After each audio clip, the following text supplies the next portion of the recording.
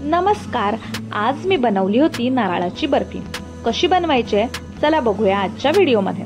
सगळ्यात आधी आपल्याला 1 वाटी इतकं किसलेलं खोबरं घ्यायचं आहे.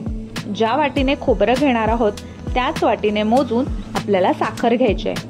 इकडे मी पाऊण वाटी इतकी साखर घेतलेली आहे.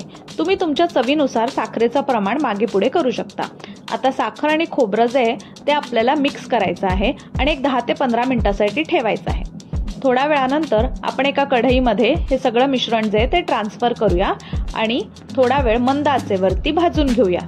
थोडं मिश्रण भाजल्यानंतर आपण त्याच्यामध्ये ॲड करूया वेलचीची पूड. वेलचीची पूड ॲड केल्यानंतर परत हे सगळं जे आहे ते आपण मिक्स करून घेऊयात. मिक्स झाल्यावरती थोडा वेळ तसंच ठेवूयात. याच्यामध्ये अजून सुद्धा आपल्याला मॉइश्चर दिसत आहे.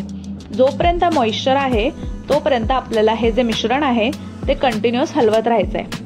आता हे जेव्हा मिश्रण असं एकत्र यायला लागेल तेव्हा आपल्याला गॅस बंद करायचा आहे. त्यावेळेला आपण एका ताटाला तूप लावून घेऊया.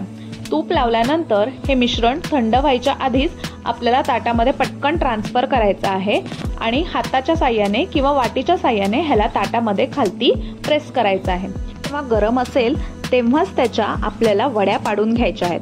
थंड झाल्यानंतर इतक्या छान अशा वड्या पडत नाहीत.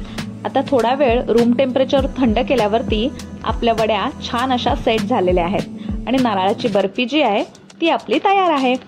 व्हिडिओ आवडली असल्यास नक्की लाईक करा, शेअर करा, सबस्क्राईब करा आणि कमेंटमध्ये मला नक्की सांगा की तुमची नारळाची बर्फी कशी झाली होती.